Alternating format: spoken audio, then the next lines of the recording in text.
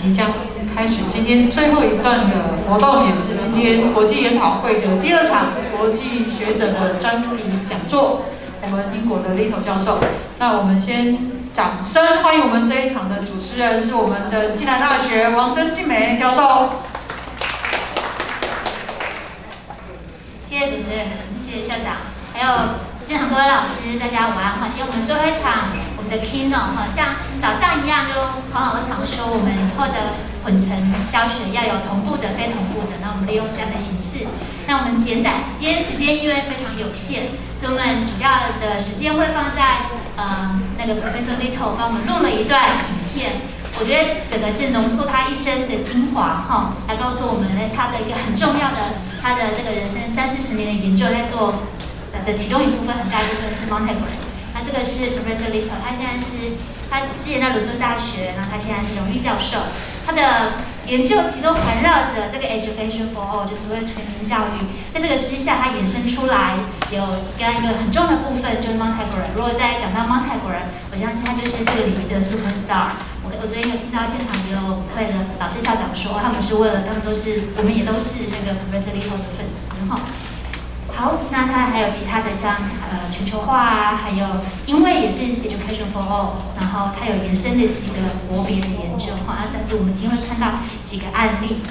好，那我先简短讲到这边，我们先看完影片之后，我再做一个小小的1-2句话的结论，然后我们就今天可能没有时间让大家现场提问，因为时间的关系，可是我们会有表单让大家提问，然后再多说明所以现在我们就一起来看看这个影片。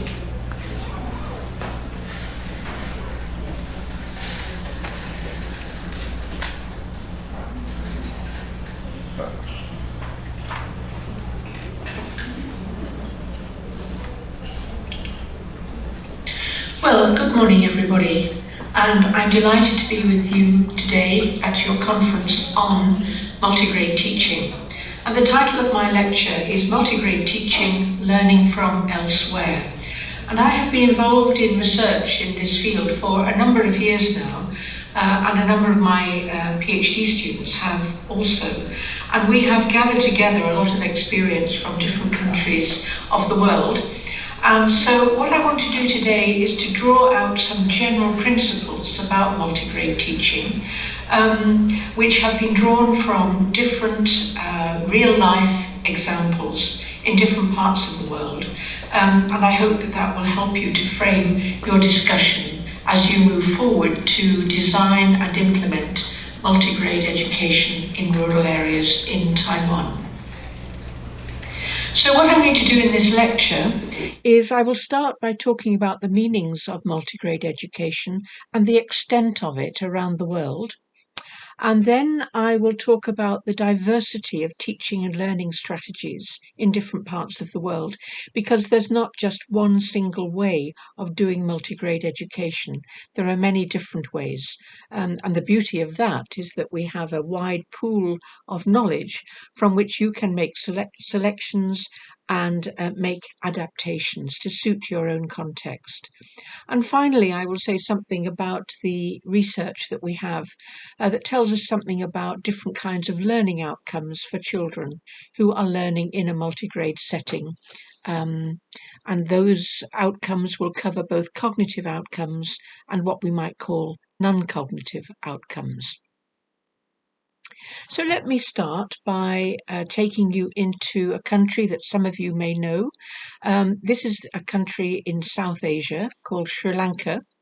And what we have here are 3 different grades studying under a temporary shed. Now, this is not a typical school in Sri Lanka. It just so happened that when we visited this school, the school itself was being repaired in certain parts. And so some of the children were following their lessons outside under a temporary shed. Now, it's quite early morning, and the teacher on the left there is just finishing off some paperwork, but she has already set the children from the 3 different grade groups to get on with their work. So this is not upfront teaching by the teacher. She has already directed them in a task, and they have some workbooks and textbooks with them, and they're getting on. And they're getting on cooperatively. They are allowed to talk to each other in class. It's not an examination situation, and this is fairly typical. So let's then go to the more general question, what is multigrade teaching?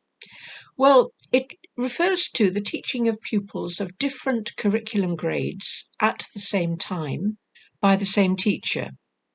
And you will find, if you look around in the literature, that multigrade has got a number of alternative titles. You will sometimes see the words used multiple class, or composite class, or vertical group, or mixed year class, or family class, double class, that's obviously where there are just 2 grades combined, or a unitary school. And this is a 1-teacher school where the teacher may be responsible for 5 grades at the same time, or even 6 at the same time. So I'm drawing your attention to this because if there are any researchers in the audience, and if you are searching the internet, as we all do now, for research on multigrade, you should try putting in these alternative words as well, because I think that will throw up a larger literature for you. Now, what is the extent of multigrade classes? Now, this is a very difficult question to answer because, for a start, UNESCO, which often gathers statistics from all education systems around the world, it has never routinely collected information about multigrade classes, which makes the answer to this question rather difficult. It does vary from country to country, and I know nothing about the way that education statistics are compiled in Taiwan. So it may well be that you have the necessary information to be able to answer this question. But this is a very, very rough estimate of the extent of multigrade classes around the world. We know that in primary schools, and I'm focusing mainly on primary schools in my talk. In primary schools, enrollments worldwide are around 750 million. We think that there are still primary age children who are not in school and who should be in school. And a rough estimate of this is 59 million. So that altogether we have 809 million children who should be in school. Now, I have done a number of estimates in the past of a handful of countries to look at the rate of multigrade classes, and it does vary, but the average seems to be around 20%.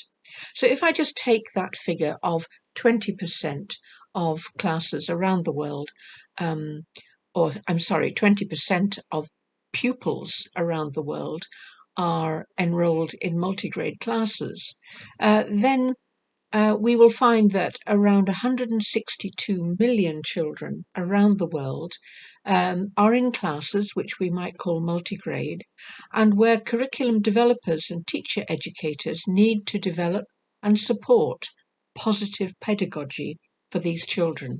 Because it's often the case, and again, I don't know the Taiwan situation, but in many countries, I know that multigrade is regarded as a second-class option. It's the poor relation of the monograded class which dominates the education systems worldwide. Now, what I'm trying to do here is what I say here above in the title, making the invisible visible.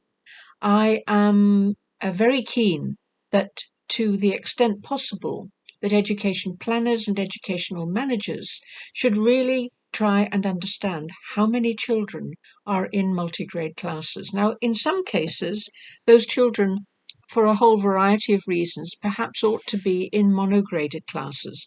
But there will be many situations, particularly in rural areas where there are low population densities, where it's very difficult to allocate more than 3 teachers to a school. But if your primary school has got 5 or 6 grades, that means that those 3 teachers, each of them probably needs to be doing multigrade teaching for some part of the day. Now, in some situations, the answer to the problem of multigrade education is simply to allocate more teachers. And in some situations, that may be possible. In other situations, it may be impossible. But I want to stress from the outset that multigrade should not be used as an excuse for creating large class sizes to be taught from different grades by one teacher. Multigrade does not work in large class sizes. The only solution for very large class sizes is to allocate another teacher. Okay, so what I want to do now is to talk about a variety of teaching and curriculum strategies that I have found in different education systems to cope with the multigrade situation. And I divide these broadly into 2 types, quasi-monograde and differentiation. Now, quasi-monograde, quasi is a Latin word, but it means in English as if. So what teachers in these classes are doing is they're dividing up their pupils and they're teaching them as if they were in single grade classes, and the teacher is moving between those different grades. And I'm now going to give you some examples of that. And then we will move on to what I will call differentiated teaching and curriculum strategies. Okay, so here's an example from rural Nepal. Now you can see that this is quite a big classroom space, but there's only a small number of students. And these students are in 2 different grade groups. One group on the right with just 3 children, and one group on the left with, I think there's 6 children there. And the teacher at the moment is paying attention to the 6 children on the left. And he has already allocated some work to the children on the right. Now, what I like about this picture is you will see on the right-hand bench, there's a boy right at the end there on the left, sitting next to the 2 girls.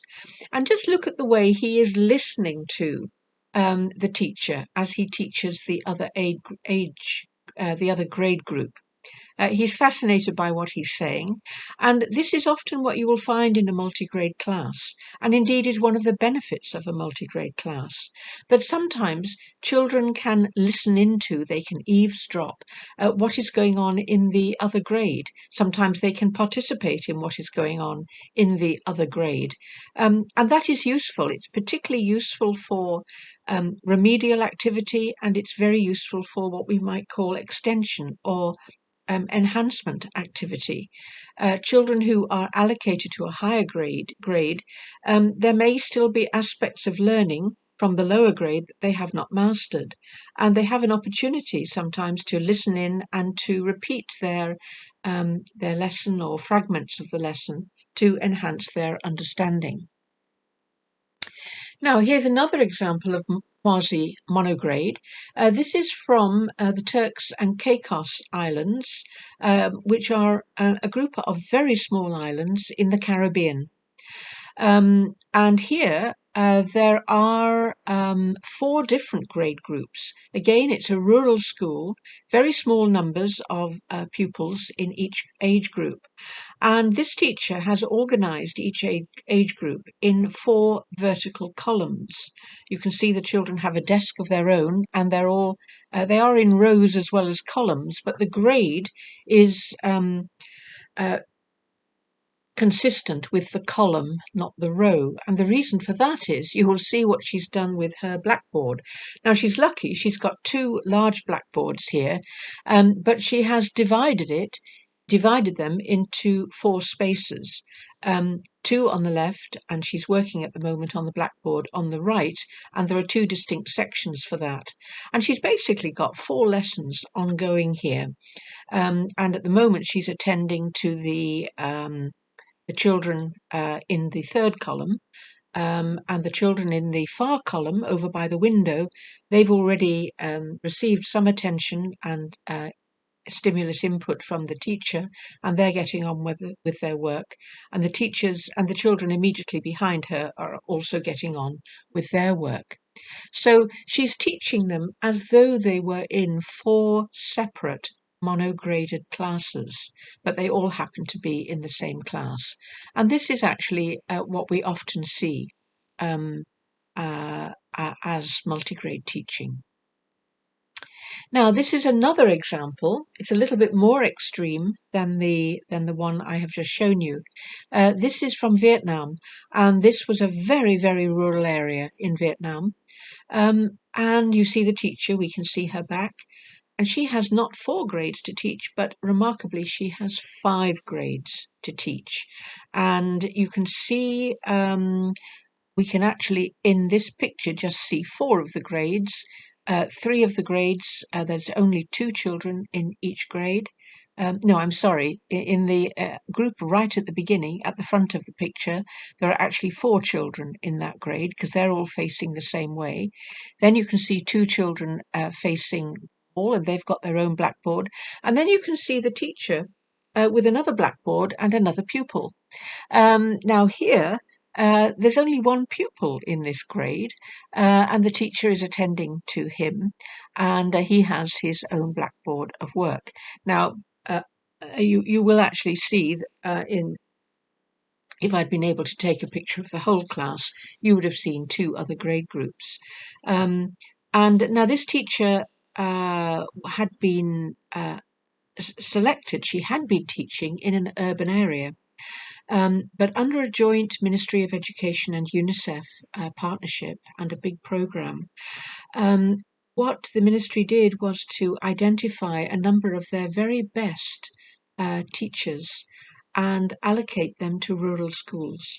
There were incentives attached to that, but their argument was that actually multigrade teaching requires a lot of skill. It's much more difficult to do well than monograded teaching, and so they were determined to get some of their best educated and best trained teachers into this program, and then they gave them intensive training in multigrade teaching.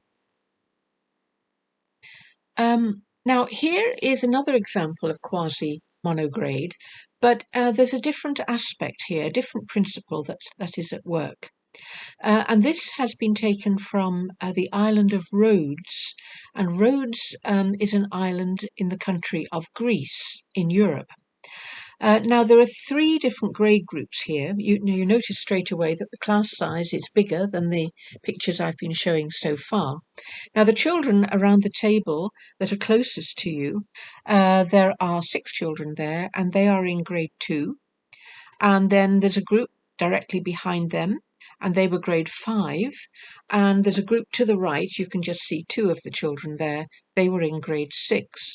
Now this was a 2-teacher school, so the 2 teachers, and this is actually one of the teachers, but he's also the head teacher. He just had 1 other teacher teaching in the school, so he looked after grade 2, 5 and 6, and the other teacher looked after grade 1, 3 and 4. And grade 5 and 6, most of the subjects, they are taught together.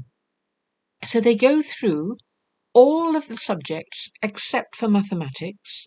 They go through all of the subjects as though they were in the same grade group.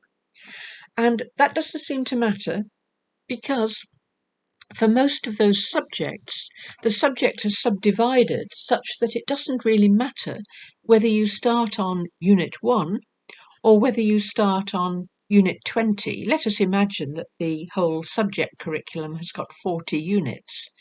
So grade 5 may be this year starting on Unit 1, but the grade 6 next to them, they are at Unit they're also at Unit 1, but last year they started at Unit 20. So they're just starting at different points in the curriculum, but the curriculum is regarded as a multi-year curriculum.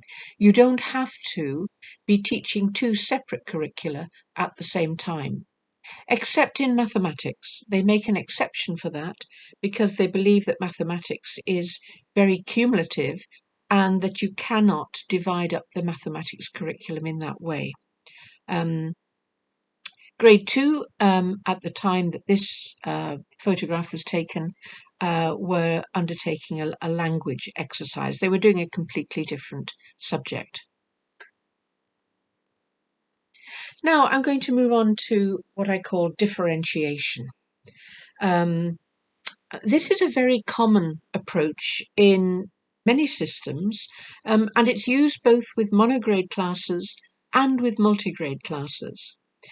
Now this example comes from Rajasthan in India, and it was, you can see, a very, very small class here, and it was a non-governmental organisation that was providing this education to really quite young children. Well, you can see the little girl in the middle there. She's only recently entered the school and she's learning some of her letters. Now, I watched this class and it was a language class. And basically what the teacher did was she started off the lesson with a story, and it was a story about animals in the forest. And then every so often she would stop the story and she would ask questions from the children. But she was very careful to ask very simple questions from the younger children and more complex questions from the older children. And then at the end of the story and the question and answer, she set them all a task to do on their chalkboards, and this they did, but the tasks that she set them were different, and they were differentiated according to the level at which she judged child to have reached in their language. So some of them were writing single words, some of them were writing sentences, simple sentences, and some were just doing their letters. So in this example of differentiation, you have a common language input, a story, for part of the lesson, and then you go into differentiated tasks, and of course if you have differentiated tasks, you also have to have differentiated assessments. Right, now let's go back to Europe, another example of differentiation, and this case comes from rural Ireland. This is the Republic of Ireland, the southern part of Ireland.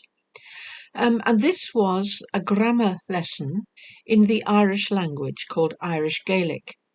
And again, rather like the NGO provision that I showed you just before, the teacher ran for about 15 or 20 minutes a common lesson.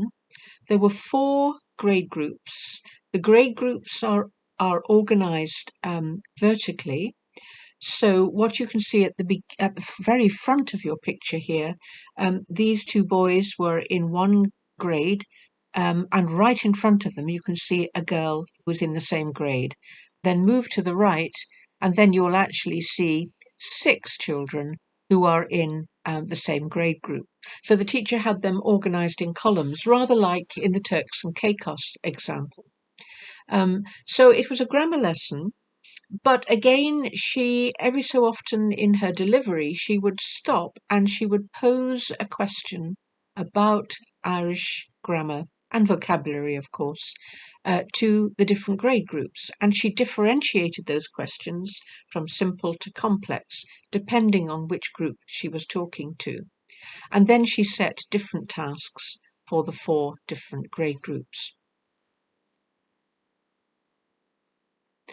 Now, this is another way of running a multigrade class. Now, this picture is taken in a school of which I'm actually a school governor. I live on the Isle of Man. The Isle of Man you may never have heard of. It's a tiny island in the middle of what is called the Irish Sea, right in the centre of the British Isles. And most of the schools, there are 37, just 37 primary schools. Many of them are very rural, and 36 of them use the English language as their medium of instruction.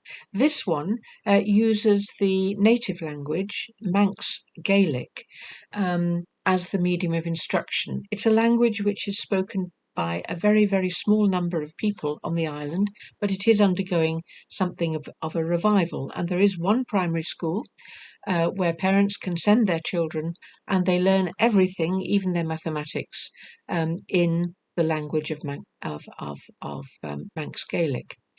But my point here is not so much about language teaching. It's more about the fact that in this class there are children from 3 different grades.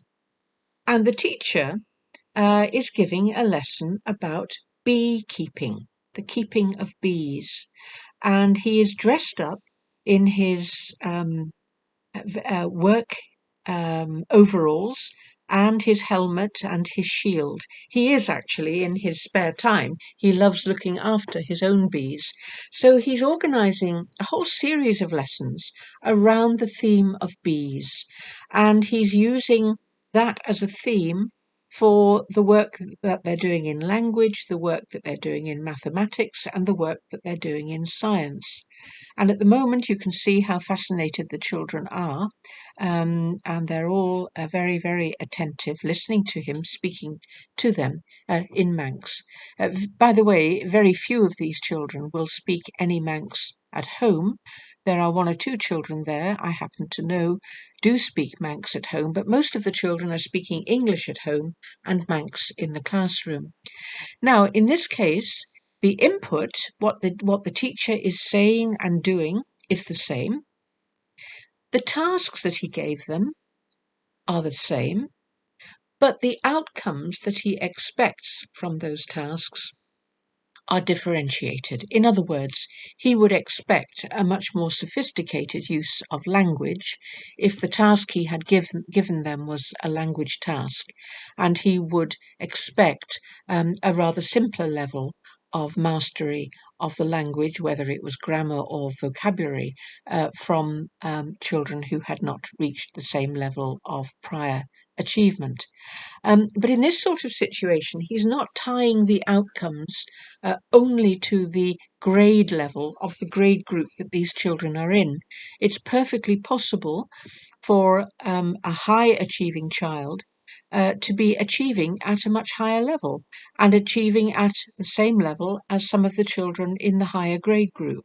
And conversely, some of the children who are having more difficulty with their learning are able to demonstrate what they know, but at a lower level, which might be more consistent with the achievement level of the lower grade group.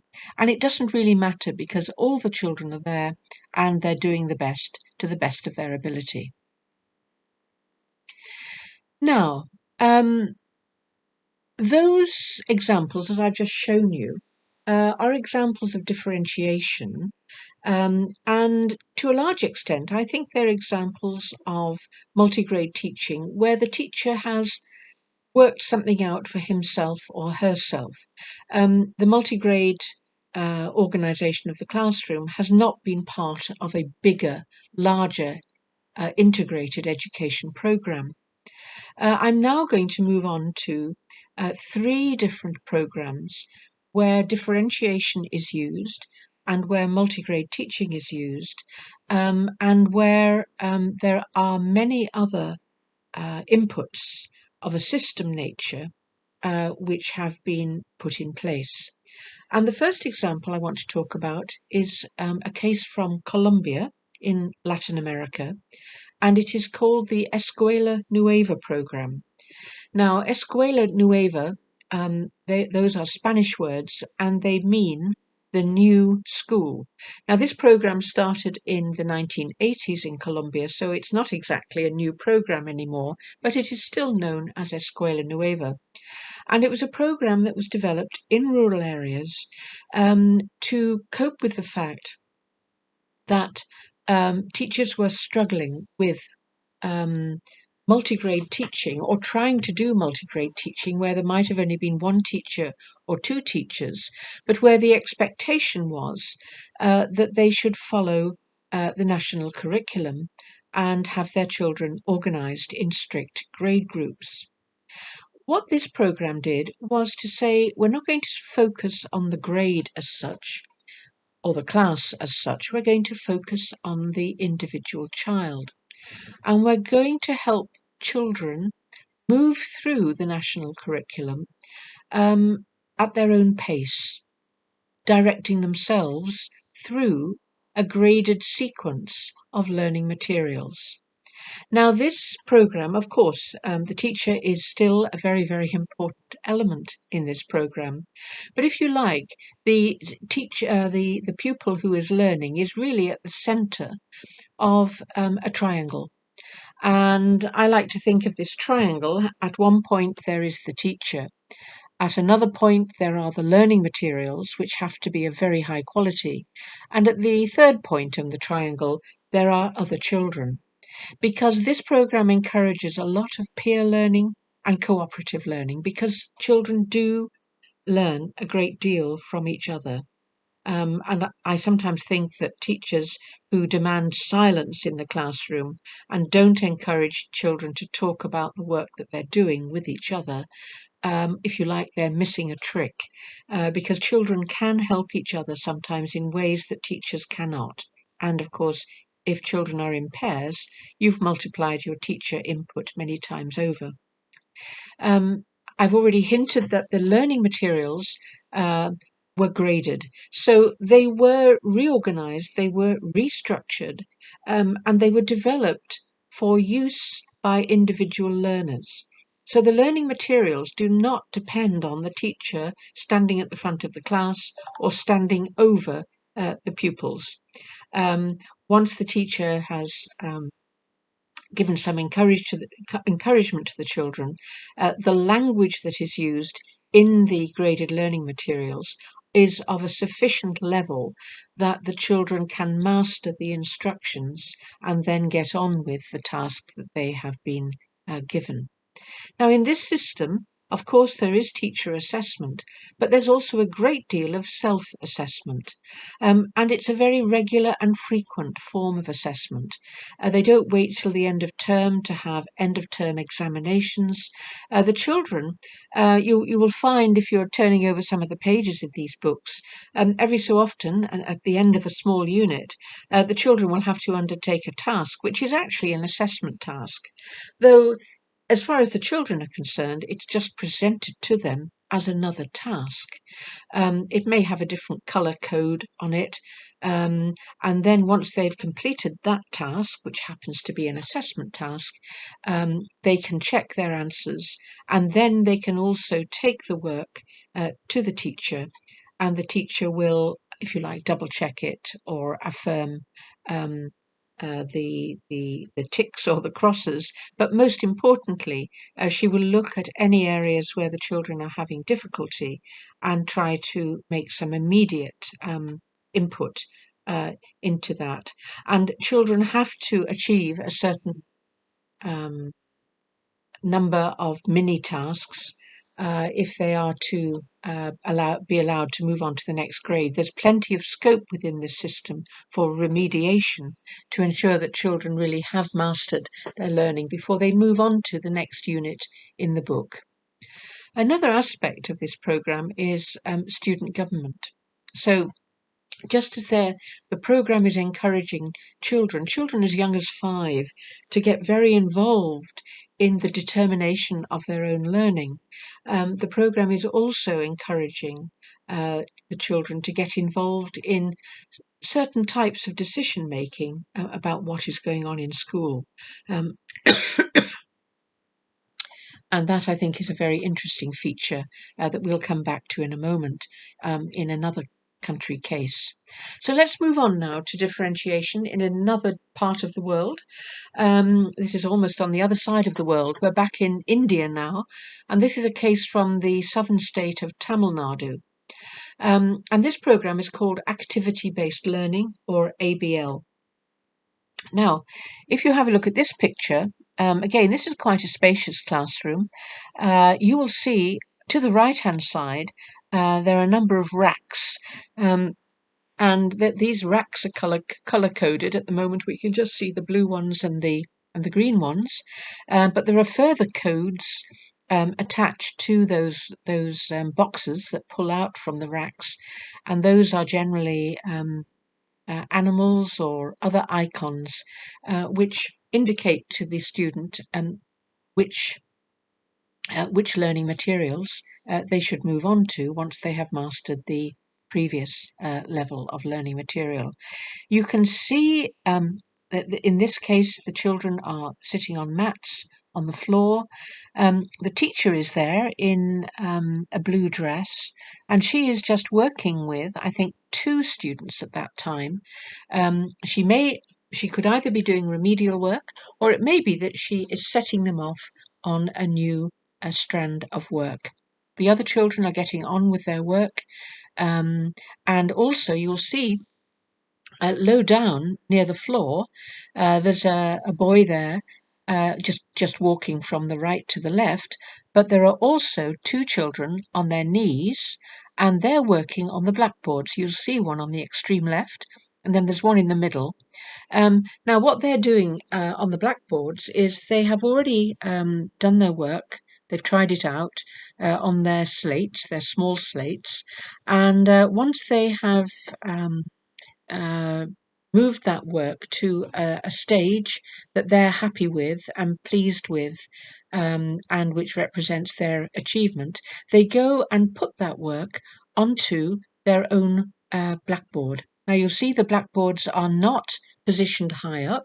There is one high up, and that is used by the teacher. But the low down ones are specially designed so that the students have got their own blackboard. Now there are 2 other walls here in this classroom. They also had these small blackboards. So each child has their own space. And that means that they can present their work, and it means that other children can observe their work. And often you will see around these blackboards some discussions going on between teacher and student, but also between student and student. So again, this program is based on the notion of graded learning, that there are a series of steps that a child can move through, which are consistent with the learning objectives of the national curriculum. And the child is climbing what they call in this program learning ladders. There's a common timetable for all the children. Now, you may have 2 grades in the class, you may have 4 grades in the class, and the children are all doing mathematics at the same time, and they're all doing language at the same time. And this differs from the example I showed you from the island of Rhodes, where in that case the grade 5 and 6 were doing one subject, and the grade 2 were doing another subject. So you can see the diversity of ways in which teachers are coping with the multigrade situation. Now, in this activity-based learning program, there was a tremendous amount of teacher training and support, as well as a huge amount of development of learning materials, which were all graded. And the teachers themselves some groups of teachers became very involved in the development of these graded learning materials. Once teachers had been trained, of course, there was also the need for ongoing support. Some teachers, particularly very, very able teachers, very experienced teachers, some of them react or respond to this program very well. Some of them don't and need support, but at the other end of the spectrum there are new teachers. Some of them need continued support, just as in fact new teachers in any system, whether they're teaching monograde or multigrade, they need support in the early years of their experience. Now, in contrast to the Colombia example, this activity-based learning in Tamil Nadu was introduced to both urban schools and rural schools. Now, the urban schools, by and large, they didn't need it in one sense. The urban schools were generally large, they generally had enough teachers, and there were enough teachers to enable the school to be organised along monograded lines. But the principal, the Minister of Education in the state of Tamil Nadu, and a small group of civil servants and educators decided that if this was going to be taken seriously across the state, it needed to be universal across the state. And in fact, the program, it went through various stages, but in the very, very first stage, the ideas were introduced to and developed by a group of just 13 teachers, all of whom were from urban schools. And they took their experiences from an experimental program just outside of Tamil Nadu in a place called Rishi Valley. And the Rishi Valley experiment was the progenitor, it was the, if you like, the lead in this idea. In Tamil Nadu, the ideas were taken up, they were adapted, and then they were implemented on a very large scale. And since that large-scale implementation, many other states in India have also taken it up. Now, in the case of the activity-based learning example, we can really talk about a pedagogy of choice, not necessity. The urban schools, excuse me, the urban schools didn't, for reasons of student numbers and teacher numbers and teacher availability, they didn't really need to turn towards a multigrade organisation. They were able to run a monograde system in their schools. But the teachers who were introduced to some of these ideas and who took the ideas and developed them, together with the politicians, they decided that really it would be a good thing for the entire state and for all children in all primary schools in the entire state to be undertaking this kind of pedagogy. So the program was introduced out of choice, not necessity. And I think that distinction between multigrade as a choice versus multigrade as a necessity is an important one. Now, the final example of differentiation that I'm going to share with you is a case from Vietnam, and it's the Vietnam Escuela Nueva program. Now, in this case, a group of senior educators from Vietnam, they visited the Escuela Nueva program in Colombia, and they were so excited by what they observed that they decided to introduce it to rural areas in Vietnam. Now, I haven't actually observed this particular program myself in Vietnam, but I have recently come across a very extensive evaluation of it, which was undertaken by the World Bank and published in 2017, and I'm sure you'll be able to find that on the internet and download it and study it. It's a very, very well-written and extensive and comprehensive evaluation study. And again, it takes many of the Escuela Nueva ideas from Colombia and has pretty much the same dimensions. So they talk about self-paced learning, which means that you move through the learning at your own speed. A lot of emphasis on participatory and collaborative learning. So in this top picture here, you'll see pairs of children and their mixed pairs, boy-girl, working together and discussing together a particular activity that they're looking at in their workbooks. Again, there are elements of student government which they have introduced into the internal management of the school. Assessment, very important. They combine formative assessment with summative assessment. And as you know, the difference between formative assessment and summative assessment is that formative assessment, it does involve a judgment, but it does require a diagnosis, both by the student and the teacher, of learning errors. So where is the child going wrong when he or she stumbles over a particular task? But the beauty of formative assessment, if it is done well, is that the feedback is given to the child, and there is a discussion between teacher and child immediately. So you're not waiting to get to the end of the term to have an end of term test to see how many marks the children get out of 100 or out of 50, and then giving the marks back with not a great deal of remedial help. So a lot of emphasis on formative assessment combined with summative assessment. A lot of the learning is oriented to real life and practical examples. And just as in the Escuela Nueva program from Colombia and the activity-based learning program in India, a lot of emphasis is placed on teacher-professional networks, because teachers learn a lot from each other, and they do need a lot of help and support if one is going to move this kind of program into being a very successful program. You can see, by the way, in that bottom picture there, you can see a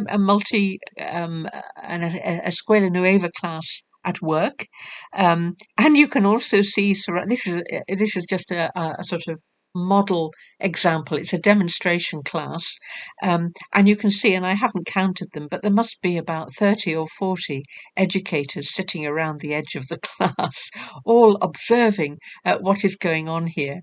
I don't quite know what these young children thought of, all these adult educators moving in to observe them. But if it's like some situations I have found myself in some countries, the children notice you for a little while, but then they become oblivious and they just carry on with whatever it is they're doing. In this particular example, the teacher, I think you can see her on the right-hand side there, and I suspect in this particular example, this little girl is out the front, and perhaps she's giving some feedback from what she's been doing, or she may even be involved in directing some of the groups to change the task that they are doing. So I would recommend that you look at that report. Okay, so I'm just going to draw to a close now. So the teaching and curriculum strategies here, I've tried to draw your attention to a number of different ways in which these strategies work out and can be organized.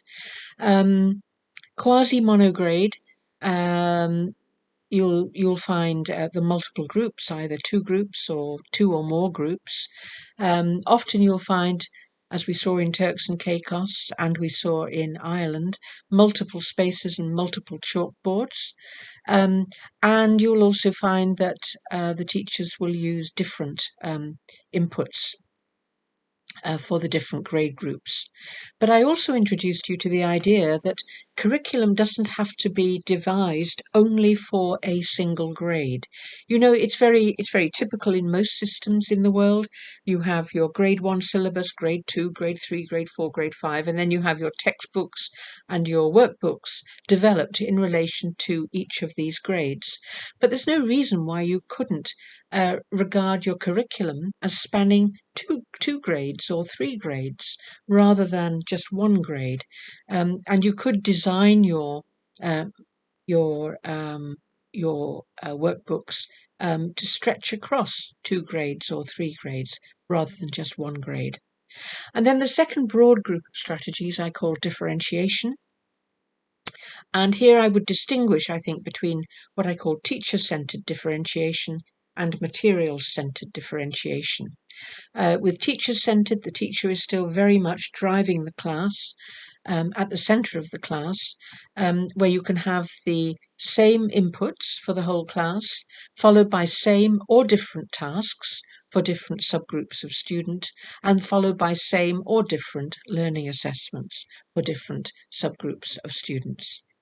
Or the second type of differentiation, and I think that those last 3 examples, Escuela Nueva, activity-based learning, and Escuela Nueva Vietnam, I would call them more materials-centered differentiation. So you've got high-quality, graded learning materials which are moved through, they're used, they're employed by individual students moving through them at their own pace. Okay, let me very briefly draw together some research findings on outcomes. And I will say here that the research literature on learning outcomes from multigrade, some of the research is of extremely high quality, and some of it is of lower quality. And it's very scattered research. It's quite difficult to find and pull it together. But so far, I've been able to pull a high degree of material together, and under what I would call cognitive learning, cognitive outcomes, or if you like, the test outcomes, the learning achievement outcomes, I found a number of industrialized country studies which suggest that students in multigrade and monograde classes achieve at similar levels. There's no great difference. And from the developing country studies, there's a trend, but it's only a slight trend towards higher achievement in multigrade classes as compared with monograde classes. On the non-cognitive outcomes, we have a slightly different picture. In the industrialized country studies, I found studies of friendship patterns, self-concept, altruism, positive attitude to school. And with those studies, I have found either no difference or actually a disadvantage, no difference or no disadvantage for the pupils in the multigrade classes. So very, very similar outcomes on friendship patterns, self-concept, altruism, and positivity at school, positive engagement with learning. But with the developing country studies, and here the research we have comes from those three programs I spoke about towards the end: Escuela Nueva in Colombia, ABL in India, and Vietnam Escuela Nueva. We found positive effects for multigrade, for self-esteem, and a concept which is known in Spanish as convivencia, which means peaceful social interaction, so cooperation largely. So the children in the multigrade classes were achieving at a higher level on these two dimensions. In the activity-based learning program, on the dimensions of self-confidence, no fear. A lot of children in the more traditional monograde classes are quite fearful of the teacher, who has enormous amount of power and is a very strong authority figure. But in the multigrade classes, the teacher, you saw the picture of the teacher sitting on the floor with the children. A much more informal relationship exists between student and teacher, and the teacher and the students were expressing much less fear of the teacher in the multigrade setting. There was also an increase in self-learning and self-motivation. And then finally, from the Vietnam example, and they use different dimensions. They have one called intrapersonal, social, ethical, and communication. We haven't got time to go into the detail of what those involved, but if you go to and find on the internet the evaluation study that I spoke about, you'll actually find the detail spelled out there. And that in the Escuela Nueva classes in Vietnam, the children were achieving higher on intrapersonal dimensions, social, ethical, and communication. Okay, so I am now going to draw to a close by identifying 5 or 6 key principles of what I call a positive multigrade pedagogy.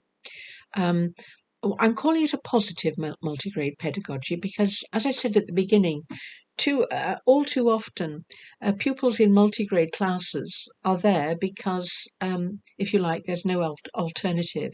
The teachers are really struggling to deliver what they think is expected by the national curriculum in a monograded situation. But they don't have monograde classes, and they really are doing what they're doing out of necessity. And I think that the 3 programs that I spoke about towards the end have translated this pedagogy of necessity into a pedagogy of choice and positive choice. So here are some of the principles of a positive multigrade pedagogy.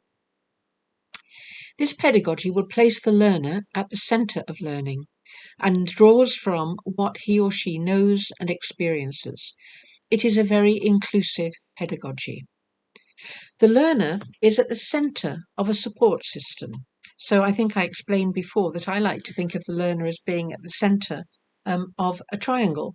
And the 3 points on this triangle are the teacher, the graded learning materials of high quality, and other students. There's a great deal of curriculum differentiation that goes on, but the teacher doesn't have to create this for herself or himself for every individual child every minute of every day. Not at all. The curriculum differentiation is embedded within the learning materials, to which, of course, the teacher can add, and a very good teacher will add his or her own ideas. But that differentiation is built into the learning materials. A lot of formative assessment is built in, and some of it appears within those learning materials. I also think that the challenge of multigrade teaching should be turned into an opportunity to rethink curriculum, teaching and learning strategies in order to reach all children. I did mention at the beginning that I had been involved in this research for some years, and some years ago, together with my research students and some of my colleagues at the University of London, we produced a book called Education for All and Multigrade Teaching, and the subtitle was Challenges and Opportunities. And the key driver of a positive pedagogy for multigrade is the ability to transform a challenge with all its difficulties into an opportunity to rethink curriculum and curriculum objectives, teaching and learning strategies with the objective of reaching all children. So multigrade teaching should be viewed as a positive pedagogy, not a second-class pedagogy or a pedagogy of necessity. And I hope that the examples that I've presented to you underlines the point that there is not a single way of doing good multigrade teaching. Multigrade pedagogies are diverse. There are many strategies which can be employed. And you will want, I think, in the development of your own work, to try out some of these different strategies, to look around into what you already have as examples of good pedagogy in your own system, and find ways of combining these. And finally, multigrade teachers and learners need curriculum and material support, as well as teacher training and ongoing professional support. Thank you very much.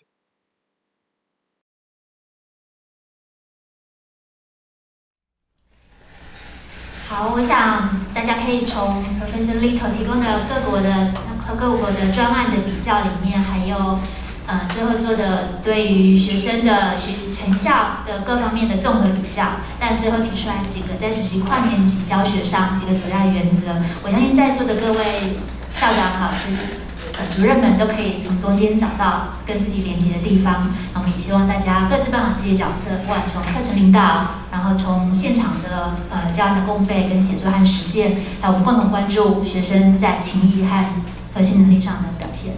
好，那接下来这边有个 QR code， 请大家我们在转换到下一场的综合座谈之前，我们有3分钟的时间，请大家扫描一下。这边里面是结合了刚才 Professor Little 的那个，如果有大家有提问的，可以把大家想发问的问题提在这个表单里面。然后接下来就是这2天的活动的一个综合的回馈的部分。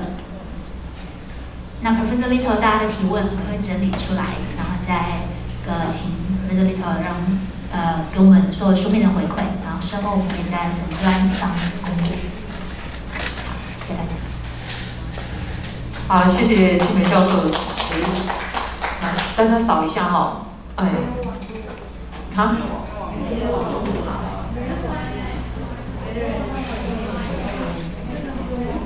好，那我们处理一下，看要怎么办。把门打开会好一点吗？没问题。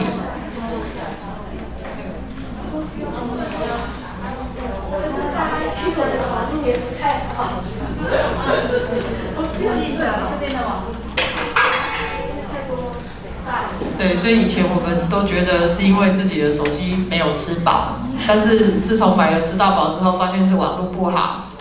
好，老师们找114的2341306是密码，所以麻烦 WiFi 寻找114这一间，2341306或者 ATAU Guest。ATAU Guest 不用 Guest 也挂了。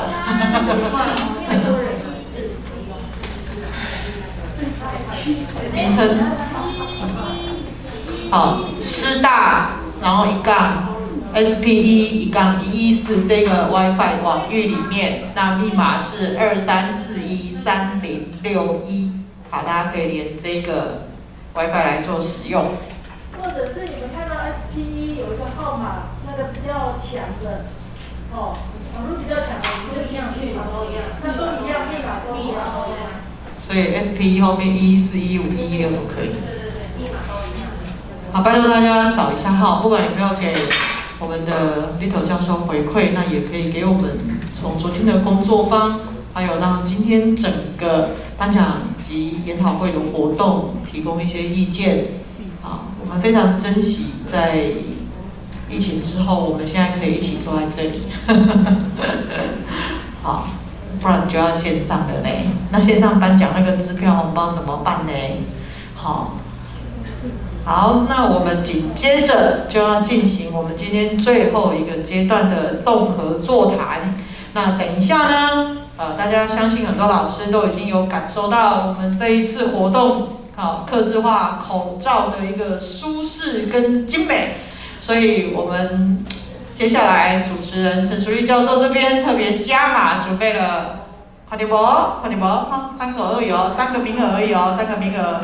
好，等一下综合座谈优先发言的3位师长，您就有机会加码再带走一发哦。那我们先掌声欢迎我们综合座谈的主持人陈淑丽陈教授。好，谢谢科马校长。好，在综合座谈之前，我想要先谢谢今天所有发表或者是分享的师长跟老师，我们是不是给这些今天所有分享的伙伴，给他们掌声拍拍手，谢谢他们带给我们今天很丰富的一天。然后在结束之前，我觉得我还要先谢谢我们的工作团队，就是慧珍，然后还有丽婷。我觉得这一次的研讨会非常的不容易哈，因为整合了这么多的东西，包括教案。然后包括国外的演讲，你们看到国外的演讲，为了让大家可以听得懂，我们还上了中文的字幕，不是上英文的字幕，然后今天的研习其实是混成，我们有线上，有实体的，然后还有线上，所以这个整个的筹备等等的，其实是非常非常辛苦的，所以我觉得我们是不是要给所有的工作人员先谢谢他们，我看慧珍都已经需要人家刮痧了。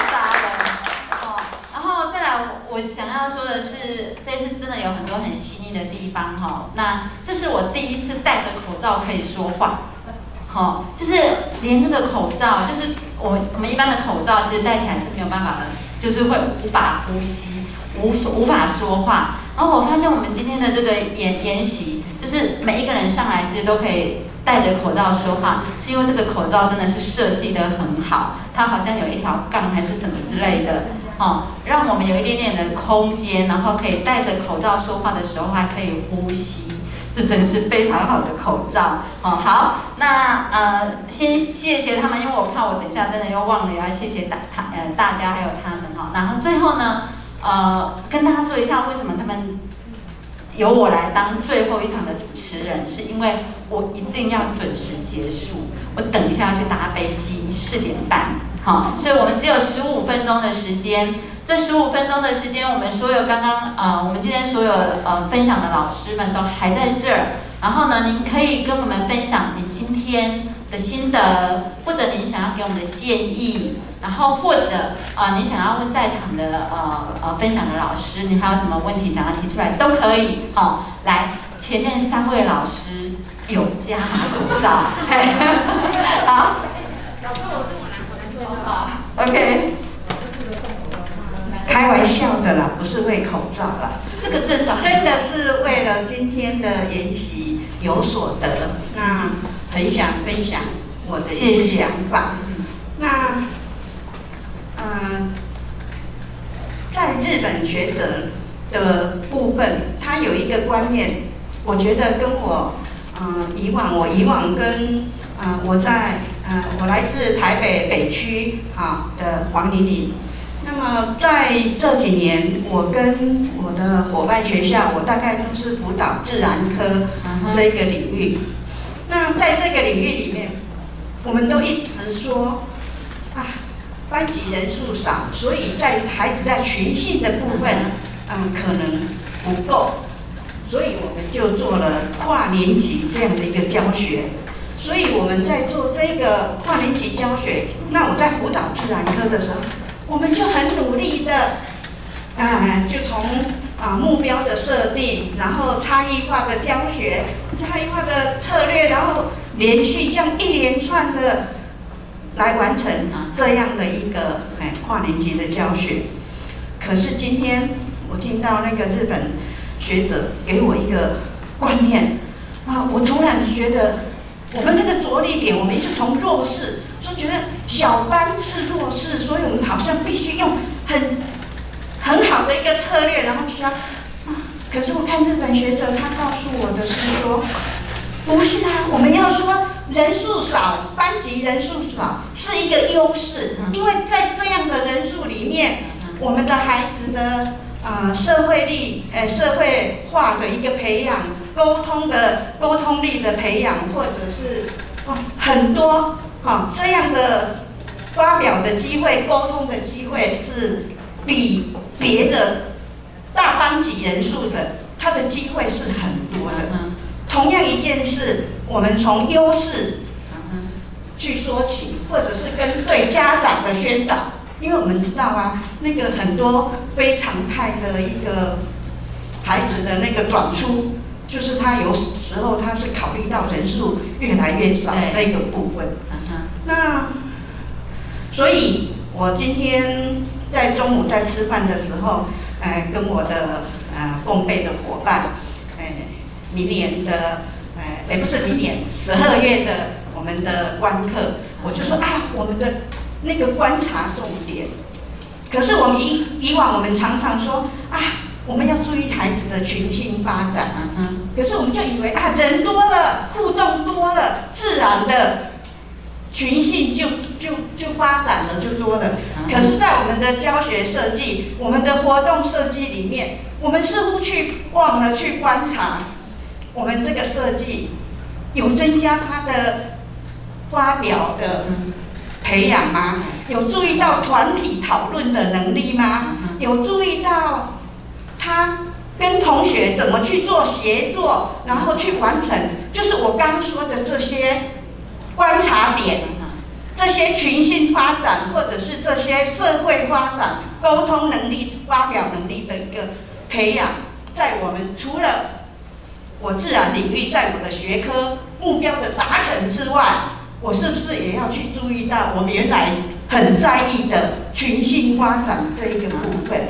那我今天中午就跟我的伙伴说，我们12月10号的观察，我们要来加强。OK， 我们怎样增加怎样的活动设计是可以培养孩子他的社会化能力的一个能力，或者发表能力，或者是他团体协作的能力。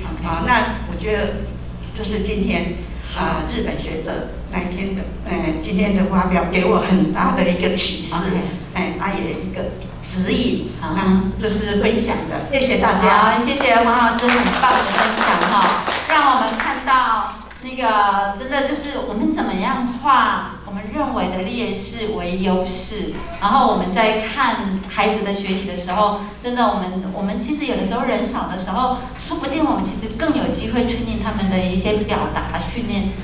表达的能力等等的哈，这是我们真的有这样的机会哈。好，再来两位老师，好，来请说。后面就在你我后面吗？对，就是后面。好，各位教授，各位教育界先进伙伴们午安应该算晚安了哈。那我这边我是前华国小今年8月1号出任的校长。然后之前2年，我是在新北市政府教育局，我是接混龄教学跟偏乡教育的一个业务。所以我在108年的时候呢，因为业务的关系呢，就follow那个跨年级。那说实在的，在局端的时候，我们新北市的一个政策，混龄教学最重要就是群性培养。好，这个是在我们就是局端里面，好像那个长官念兹在兹，就是混龄教学就是要培养群性，所以呢，我们有6个县，在新北市有6条线是做混龄教学，每一条线的那个混龄教学呢都不同的教学风貌，有的线呢是像定国小那一条线，它的差异化教学很扎实。好，那有的线呢，它是对于跨年级教学的那个课程设计呢，也做得很扎实，像上林国小还有新华国小。那每一条路线呢，都有2位退休校长，是担任我们的那个辅导校长。所以在新北市的一个混龄教学呢，是做的还算蛮积极的。好，那跟其他的县市的跨年级教学呢是比较不一样的。那像我们今天呢，在介绍我们前华国小的一个实施的状况的时候，就有老师就校长跟主任就觉得很好奇说，我们的自然只有3节课，3、4年级一起上，那剩下的3节课怎么跑到哪里去了？所以那时候我就跟大家稍微简单的介绍一下说，我们新北市呢，因为我们的编制1.7不变，然后呢，我们呢3、4年级一起上课，我们有所谓的返还节数，也就是说3年级有3节课，4年级有3节课，如果分开上应该是6节课，实际上呢，我们是一起上。只有上3节课，那另外的3节课怎么办呢？另外的3节课我们就回馈给老师，让老师能够呢去做共备或是课程设计的一个发展。所以呢，这几年我们新北市的一个就是跨年级的教案设计的比赛，成绩都还蛮不错，也受到长官的那个关注。那长官也有特别交代说，希望在跨年级的一个教案比赛这边，新北市能够呢继续努力然后呢，在去年会增加有10几所学校，因为我们也都有发公文到其他那个国小，希望其他国小也能，虽然他没有参加跨年级，但是也能够参加这个有关于这个混龄的一个教案设计的那个参与度。那我是在这边跟大家分享是说，如果说对新北市的一个混龄教学有希望在这方面有得到一些资讯的话，那就欢迎你们就是上我们新北市有一个教育资源网，这个教育资源网里面有一个混龄专区，那我们有把各6条路线25所学校的一个混龄教学的，从105学年下学期到现在，我们所做过的，我们都有把这个资料放在上面这个是公开的。那在这边呢，提供给大家参考。以上，谢谢。好，谢谢校长。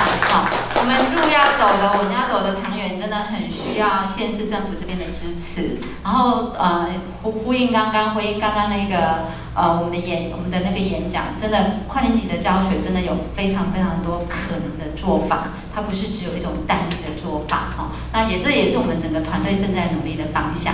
好，来最后一个机会了，最后一个发言，我们就要结束今天的那个的活动。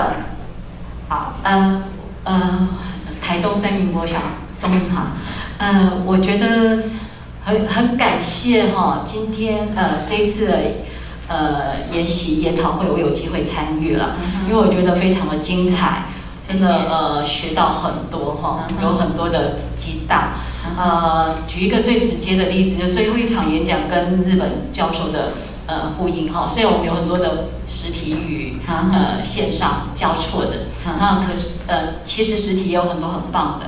那我要讲的是，我自己看待跨年级这件事情，我觉得最大的激荡是，它不是次级教学，也不是不得不的一个选择，它是一个更宽广、更可能的一个选项，让老师们可以选择，让孩子有机会独立自学，而且再加上老师的指导同时有点类似混成这样子的功效在那我觉得我们小班小校偏乡更比那个大班级的单一教学更丰富与多元，那是我们的福气哦。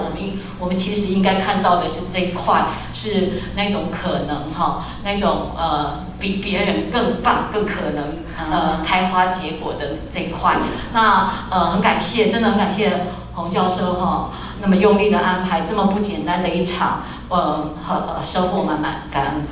好，谢谢敏华校长最后的分享那其实我想要说的是，我昨天在一个工作坊里面，那我刚好做的是数学这个团队，然后其实我们知道，其实真的我们做跨年级教学，真的都会有一些辛苦的地方。可是那个辛苦怎么样会让自己很有动力再往前走？然后我在昨天的这个工作坊里面就发现了2件事情。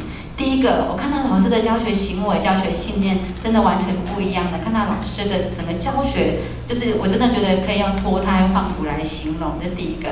第二个，从来没有想到我们做跨年级教学会有这样的成效他们在花莲，然后他们有做学历测验，结果呢，我们做跨年级教学的这个孩子，因为他们是做数学，他们数学的百分等级是全县的百分等级是99。就是第1名的意思然后结果没有想到他们是做数学，结果他们的国语的百分等级在全县是91然后不只是他们的学历的表现进步了，他们说他们看到小孩子可以自己学了，然后他们看到小朋友的发表能力，回应刚刚校长主任说的，他们的那个发表能力也进步非常非常的多OK， 那所以到底跨年级教学的成效怎么样这件事情，我觉得现在比较有明显的证据告诉我们，在情谊、在自信等等的这个地方，其实是我们应该是它其实是有成效的。在认知的那个部分可能还没有那么清楚，但是我们会看到，如果我们真的好好的带我们的孩子，我们是有机会在认知的这个部分，也让孩子他即使是在偏乡，他都有可能变成全县的第一。OK， 可是呢，这个路，我觉得真的就是是到底要怎么样变成这样？我觉得这是需要我们大家一起去努力。然后跨年级的接下来还可以怎么走？我觉得还有很多的可能。然后我们还需要在更多的累积。然后这个地方真的就是需要我们这个大的团队所有的伙伴一起来努力。